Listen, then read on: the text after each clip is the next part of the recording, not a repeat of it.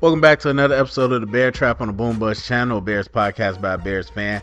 I'm your host Terry, and today, going back to the film, as if we didn't want any more pain, we got to go see the pressures. We don't have to, but it's election night. This is mad stressful, especially for me. And I'm gonna lock in a little later, but my chosen misery to distract me from the other misery is to watch the Bears. But I already saw some of this film, but we got to get to it, and we're gonna look at right now. We're gonna look at the sacks.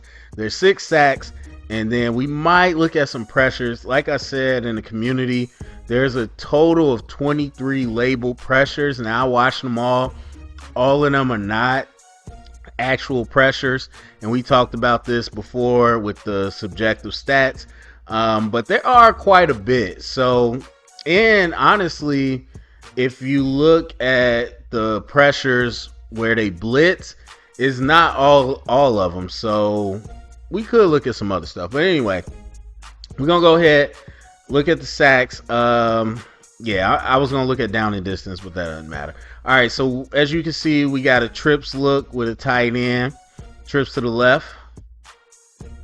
Now, let me point out the Cardinals. Almost called them the Falcons. They got 5 up on the line, 1 more walking. Obviously, 1, 2, 3 lined up. Could be man 2, could be man free. But right now, we can see that we got 6 potential threats, and we got 5, potentially 7 protection. All right, so play starts. Komet stays in to block. So does Rocho. Is it Roscoe or Rocho? Anyway, top of the drop, we got a 3-man route. This is the stuff I've been talking about this week, and at least in terms of typing it out. 3-man routes, 2-man routes, cool. The timing needs to change. You see how long these routes are. So we look. Essentially, let's just say this is a post, middle of the field. Then you got a deep curl, and then you got an over route. And the curl, the over route ran at the same landmark. Might have been thrown off by the man coverage. But I don't like that. I don't want an even route. Second, everything is far. The only breaks happen. Let's see. The line of scrimmage is right here, a little past the 40. All the breaks happen over 10 yards downfield. That's too long, even with a 3. I get it. You got 7-man protection. It's a 3 route combination. That's still just a little too long, because if you watch it in full speed, it'll look fast, but watch it in the slow version. You see, we don't have a ton of burst. DJ Moore, yes, he's kind of like Debo, not a ton of burst. Keenan, never been fast. And Odunze is a strider. So especially out of press. So now you gotta get off the press, and nobody even jams them, but it's just not a ton of speed to scare teams. So trying to run something 10, 12 yards downfield might not be the best. I take it back. I'm going to go down in distance. So this 3rd and 13. So all that obviously is situational. 3rd and 13, you got to go down towards the sticks. But as I said before, we fast forward, and Odunze is running an over route or dig route, basically, from the perimeter. Like, for me, and this might not be the case for Waldron, I'm very big in the middle of the field. So is all of the NFL right now. You want to attack the middle of the field. Whatever you want to attack multiple areas, but you want to do it quicker, especially the middle of the field, because it draws the most attention. And so running the post is fine, but then you run a curl, and then the only thing coming across the middle of the field is backside. I want that to be quicker. I get it's 3rd and 13, but have Keenan Allen run that over, or at least a skinny post to have it right now to draw the attention to these safeties, and then have something back, like something like that. But either way, we're gonna go to the tight.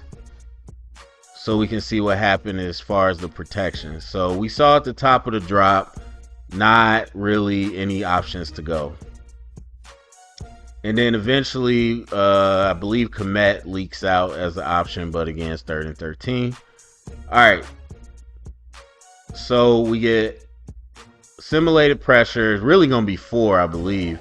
But they look like they're sending 6. I think 4 only go. Oh, no, the 5th guy did. No, because he drops out. He just bounces. Maybe 34 was supposed to go. I'm not sure. He might have been green dogging. But anyway, let's just call it 5-man pressure. Because one person very clearly... Well, no, he did engage. Okay, whatever. So we got the pressure going. Shelton, boom, right there. Pryor, big.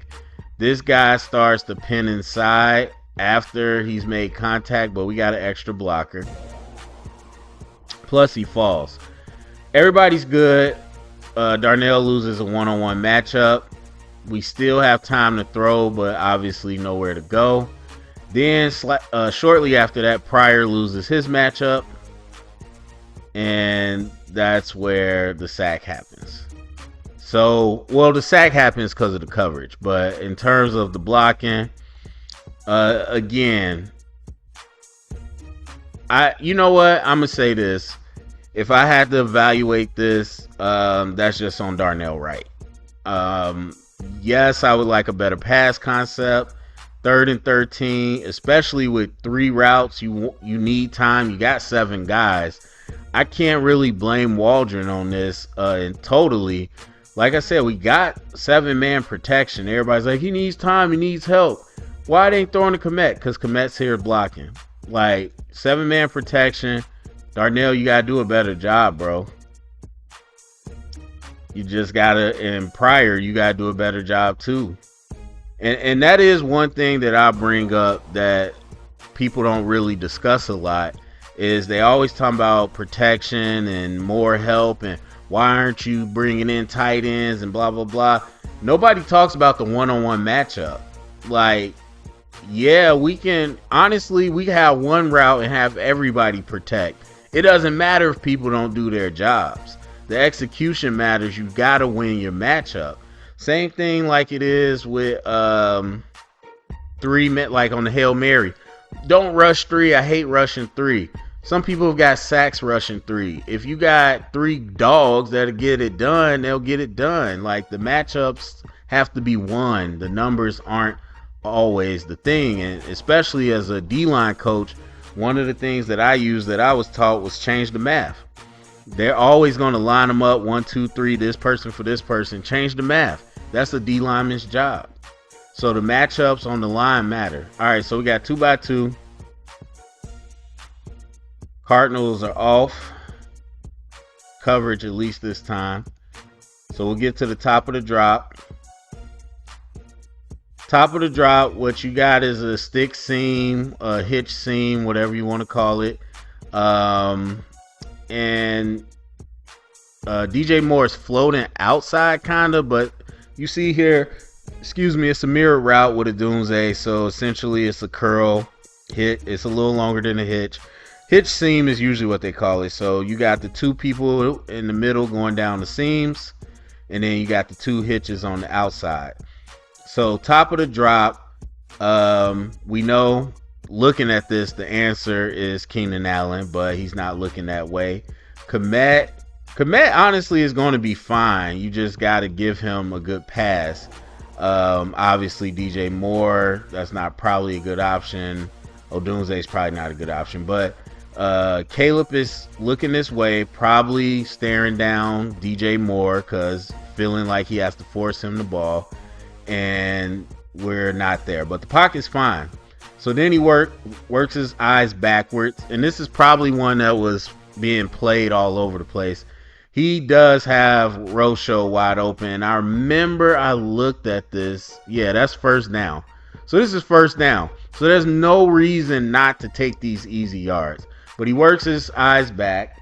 You got Rocho, I believe there, and then again Keenan, yes, that's there because the single high safety is going towards that seam, leaving that back seam open. But you got to throw it now. You got to throw it confidently, and really he does have a lot of space, but he does not pull it and runs back into the sack, which he thought that defender was fine, but again, I don't need you to have eyes in the back of your head. I don't need you to be Spider-Man. I don't need you to know exactly where everybody is. Having a good feel, sixth sense is cool, but that's secondary. You know, only thing you need to know in this position, there's enough pocket where I can make a throw, either here or here. And Caleb doesn't. He wants to extend it because Caleb likes throwing on the run, and he gets sacked. So then we go to the tight copy if we want to see that. But again, to me, that's not on the O-line. That's not on the play call. None of those things. This is a first down shot with a built-in check down. They only rush 4. Like I said, I think only 2 of these sacks came on the blitz is what I looked at. So they only rush 4. Everybody's good. That little mishap, but still they get it fixed. Darnell, yes, his man gets the sack again, but look, he gave him more time than you need. Let's see Caleb's. So yeah, well no, actually Caleb started out looking that way. That's fine. So he gets to DJ, he comes backwards. Now at this point, you got to know where your players are. And he runs himself right into a sack. Not a lot, but Justin did some of that too. And that's something I didn't see at USC. Yes, he will scramble and do all that, but to me, he always knew. There's a difference between like backyard scramble where, hey, run, make up a route, follow me. Josh Allen, Brett Favre, Aaron Rodgers, a lot of people do that. Pat Mahomes. To me, at USC, a lot of times he would kind of do backyard, but he knew where people were. And I really was banking on that, and we haven't seen that, to be honest. He doesn't, and obviously he's more familiar with those concepts because he was with it more time. But for these concepts that are new, he doesn't seem to know where people are. And that might be a factor of him, again, being comfortable with the USC thing more so than his own personal knowledge, which I thought it was just his football IQ, but it might have just been that he was comfortable with that playbook. So anyway, we got 2x2. They have 4 up on the line. We'll see if they blitz. And then we'll see what's happening at the top of the drop. So it looks like they rush 4. Top of the drop, everything's covered. We don't know what's going on right now. Again, another symptom. But we got a 2-man game happening here out the backfield, so we'll see. So Rome is on a hitch. You got Keenan working the outside, and then I believe DJ working the fade. And I like this concept. Like if you ran this out of a bunch, this would be a cool concept. And it's still cool, but you'll see what they do over here. You're going to have Keenan do a hitch. You're going to have Swift do a wheel route, basically a swing. And then you're going to have Komet come over the top of this with like a delayed over. And as you saw, the reason you do that, because like again, if you bunch them up, you'll get confusion. These two might stay with Komet, leaving him wide open. He sees him late, and then he goes here, leaving Komet wide open. Or maybe 2 collide with Komet, leaving Odunze wide open. I like that. This ain't nothing but a fade in the out, whatever, but I like this concept over here. Top of the drop. Again, you can see pockets clean. The answer is Komet. You got to take them to the open space. And no anticipation. Wants to wait for it to come open. Get sacked. So this one, again, not really necessarily I'm putting on the play design or play call. This to me is on Caleb. He had the pocket. They only sent 4. And when they sent 4, we were fine. I mean, we collision, helped bore him out. Everything's taken care of here. Bore him, takes not a great block, but we delayed Collins enough to where we're ready to go. He wants to hit Keenan, not there. Faye's not there. Comes back. That's covered. Now you got to see that open space to Komet. You got to throw that ball now. He doesn't. And right now, he feels the pocket collapsing. And again, instead of standing and making that throw, he wants to extend the play. Not able to do it. All right, so I think that's 3 sacks. All right, so next one. I might be wrong. No, that had to be 3. All right, so we got a bunch set, and I think, I remember this. I really, really love this play design. Sorry, I was circling it so hard. So we got a bunch, standard bunch look to the left. Everything's tight. We help with Pass Pro with the, actually, let's back up. So right now, they got 5, 6 threats on the line. Potentially. They end up rushing 4, but we got running back help. Now, really top of the drop, we got pressure. So that's a problem. But what this is out of this bunch, let's see, you're going to have Odunze from the point. He's going to run a deep out, and then you're going to have Everett run a shorter out, and in the middle of that, you're going to have Keenan run like a curl, an inside curl, a spot route, really. And I just really enjoyed that. Like, if you're not watching Caleb and you're watching this is a stack, and we've done this with a couple of our concepts. It to me is what I'm looking at as a stack layered threat or conflict, I should say. So right now we got 3 guys in the same area going different ways. You put the defense in conflict. So the answer in this case is, I mean, they could have covered that easily, but you got 2 guys going outside to the perimeter, 1 guy coming inside. And I think that's just a really good concept. And then backside, DJ Moore runs a spot route as well. So him and Keenan run kind of the same route. But you got 2 guys going to the outside. Creative stuff, innovative stuff.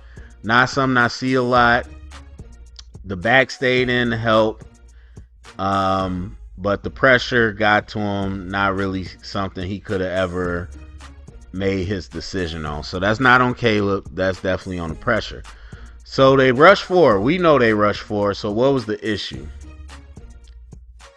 The issue is they overload blitz, which I said, actually maybe in some comment section I said this, but they overload blitz a lot. And this was just, much like the offense, this was just good scheme.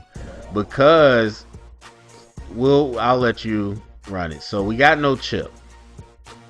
So we got 4 guys. So what do? We're going to put 2 guys on here, and then like head for head, hat on hat, and then we're going to send a 3rd guy. Now, the only people that can help you are the center and the backside tackle, because we're going to put another guy on the guard. So once you rush or once you push the play, 2 guys can help you. The tackle on the other side of the ball or the center.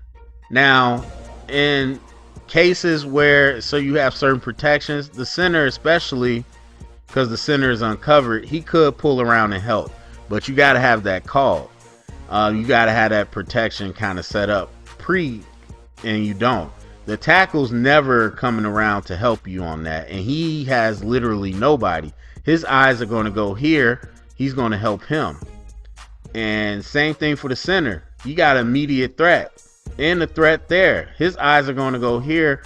It's almost guaranteed to get a 3-on-2, leaving this guy open. But you do have a running back because you got a 6-man protection, so you should be able to protect it. But it's a running back, and it's a slide protection. So they slide here to our right. The defense doesn't blitz there. They blitz the other way. The back comes across to pick him up, but he's got a free run. Like, even if the back was perfect, he's got a free run. So again, football is a game of seconds and inches. The amount of space he has before collision is going to cause Caleb to panic, no matter what. And Rocho does a good job. I mean, look, but he's so close now that the pocket feels a lot more condensed. Now, Bourne messes up as well because Bourne turns his shoulders and he gets caught up in this guy. And we got 3 guys blocking 1 person and a free rusher. And as I said, Bourne definitely was part of the issue.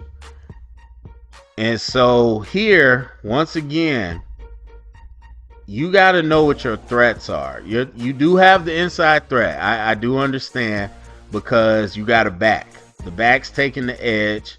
So I'm worried about the inside threat. If something goes outside, I got help. But you have to realize you have an extra man on the outside. He is the most outside. He's the most perimeter to you. So initially Collins comes here. Collins goes outside.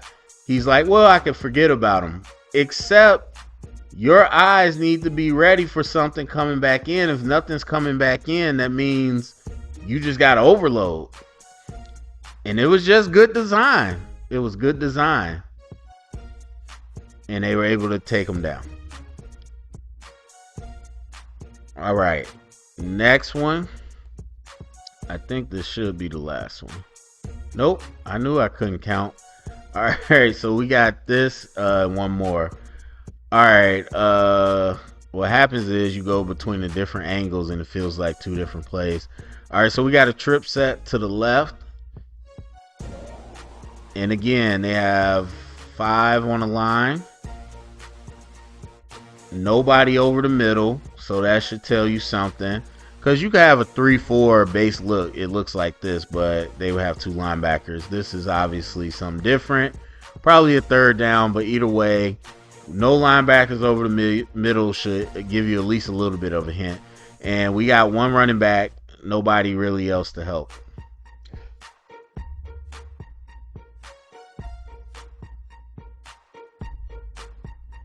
All right, top of the drop, we already got pressure. Nobody's open.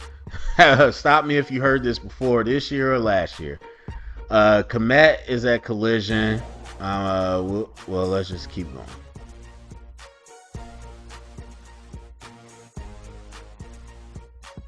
So it looks like Komet and I want to say Odunze, whoever the outside receiver, are doing like dig routes. And then we got 1 post route.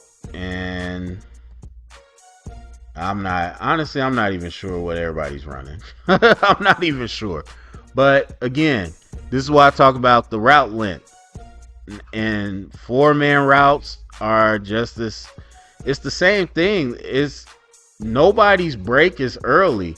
If Komet's break is supposed to be earlier, he needs to do a better job running routes. But even let's just call it is what it is. So this is 4th down actually. So they're coming after us. Let's say this is roughly 4th and 10. They're breaking their routes around 10 to 11, 10 to 12. It's just too far. Like, that's the shortest route. I can understand one of them, but you have to have some type of immediate outlet. And so you think about West Coast teams, obviously Shanahan and the 49ers number one, but McVay, McDaniels, two big disciples from Shanahan. You think about it and how much they do catch and run. Cooper Kupp, catch and run. Obviously, Debo McCaffrey, catch and run. Tyreek, obviously you could bomb it with Tyreek Hill, but Tyreek Hill and Waddle, catch and run. You got to have immediate threats right now, and those guys have speed. We don't even have speed like that, not at that level. So you really need to be able to set up a catch and run type of dynamic. Not everybody going vertical for 10 yards before they make a break. We don't have the personnel on O-line to do that. And on top of that, we don't got the personnel with the defense to do it, or with the receivers. Like, if we were if the Dolphins said, hey, instead of kind of doing some of this West Coast catch and run, we're going to do these long, more developing plays, I can understand, because Waddle and Hill and the other guys they can cover 10 yards a lot faster than Odunze, Kmet, and DJ Moore can. And so that is a miscalculation to me. Like I said, teams, they said we're going to play man, we're going to play in your face, not give you a lot of space, collision you at the top of the route, and there's just no separation. And so that is part of the play design, but obviously the pressure got there pretty bad. So we're going to look at what happens. I think it's a combination of the two on here. This isn't really on Caleb. All right, so we got 6 people in the frame. We got 5 on the rush. So what happens? What becomes the issue? We got a late rotation. Rocho's trying to get out. All right, and again, we talk about the one-on-one matchup. So Jenkins doesn't do a good job. He turns his shoulders, and we talked about this in the first few weeks about picking up stunts and twists. You can't, very rarely, especially the big boys we got, very rarely can you turn your shoulders fully and then turn them back to pick this up. So he's going to be late to pick up this stunter. Really doesn't ever pick him up. Borum doesn't do a good job switching at all either. And so now we got 2 guys free. And then Darnell Wright. Now, I will say this. The way that Shelton blocked, and this might be wrong, but it feels like a 50, a big on big. Well, what we call 50. A big on big, which means man to man. So I'm going to go where my man goes. And so if you watch Shelton, he doesn't he's going to let me help. Shelton's following him. So that kind of makes me feel like it's a big on big. Now, if it's a big on big, then this is just bad by these two. Because Jenkins, you gotta stay on that man. And really, Borum is the problem. Because, again, if it's a big on big, Borum, look, first of all, that's hard on him. I get it. They rushed him in his way for a reason, to set a pick. But Borum, you just got to be better, bro. If it's going to be big on big, you need to have better feet to work across this, work across this, and pick him up. And then Jenkins, you got to keep working your way this way. If it's essentially a good pick, if that's the case, because he knocks Borum out, he messes Jenkins up, and he takes 2 for 1, leaves an open runner. And then Wright, he just loses his block at the end, which isn't the worst part, but let me go back so y'all see Darnell. Not the worst part. That's not good technique. Gets his hands thrown down. Terrible. And there we go. So again, I don't know the call, but just based off Shelton, that felt like a big on big call to me. And yes, if it's a big on big, that means if he stunts, I got to be able to work around, pick him up. And that can be hard, which is why a lot of people don't do it. A lot of people use like sift protection. and just kind of play the areas. All right, last one, and we're gonna stop it here because there's been a lot. We ain't even got to get into the other pressures, but there's a lot more, to be honest with you. But you see some of the issues. All right, so it's a 2x2. They got 4 on the line.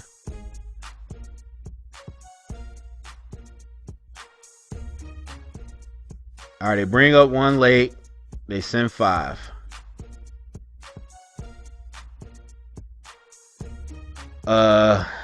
You hate to see this. And I don't know what Caleb was doing, for anybody that's asking. Pointing at an open blitzer. But you hate to see this, especially after the credit I gave them. Hitch route. Hitch, hitch, hitch. Probably a hitch. Another hitch. Terrible. This is first down. So, to me, at least, first down, that's not the most egregious because you're just trying to, it's an extension of the run game. You're trying to get a little something. But, as we've seen over time, this year, the year before, so again, for everybody, oh, it's Luke Getsy. Same thing with Waldron. Oh, it's Waldron. Same thing with Getsy. Oh, it's Getsy. Same thing with Nagy. Like, we can continue to go down the line. We same problems. So, it's first down, so it's not super egregious, but this particular, anything to do with hitches tends to end up in pressures and sacks. So, yeah, at top of the drop, he had nowhere to go. So, not on Caleb. I won't even say necessarily on the play design, even though I hate the hitches. I would like an outlet. But let's see what happens here. So, again, they have 4 on the line. And then we got a late blitzer. Swift delayed releases, so he should have been part of the picture. So what's the issue here? Number 1, Borum. And again, I don't know the call, but any football that I know, you take inside threat first before outside threat. He doesn't. He takes the outside threat, leaves the inside threat. And that's quickest to the quarterback. Actually, they only rush 4. Yep. So this is what I talked about. Yeah. So I mentioned this. It happens on some other pressures, not sacks, but they don't rush this in. So Darnell is not. They're overloading this side. They're trying to do the same thing they did earlier. Now, again, Borum is supposed to take the inside, but still that would leave him unblocked. Because if you start the play, the interior guys are covered and they get engaged. And actually, he engages the center because they do a stunt. But the interior guys are engaged. The 2 people that are not blocked or have no one to block are on the opposite side. That's just good scheme. So now they try to do a stunt. That doesn't really matter. Darnell's blocking nobody. Swift's blocking nobody. I don't know Swift's responsibility on here. I'm not sure. Maybe he was supposed to go inside, outside, then go. But you got to look backside. But that's what happens, man. You got an even front. So you're expecting that, okay, I'm going to just play my side of the line. And then they bring someone backside. And so, again, the only help options are the guys on the opposite side of the field. And they're not going to help. Now, even still, Borum, if he takes this inside blitzer, that gives us a little more time. But still, just... that's tough. And then again, Caleb's able to get out of it, but spins himself right into, because Borum doesn't do a good job blocking the guy that he even takes, and Caleb is going to be under pressure anyway. And again, it's good scheme, man. That's just good scheme. Like I said with the offense for the Cardinals, it's just good scheme. So that's it for me. Go down the comment section. Let me know what you think. Hey, y'all don't really be saying much. What do y'all think, man? What do you think? Are you just like, I don't know? Ain't no answer. Do you like the personnel is bad? Despite what you see, are you still only blaming one person? Are you like, it's Eberflus, it's his fault somehow? It's Waldron, he's the guy. Is it the O-line coach? What are you thinking? Is it Caleb? Do you see it as a mix of issues like I've been saying? What do y'all think? Share it around, get the conversation started.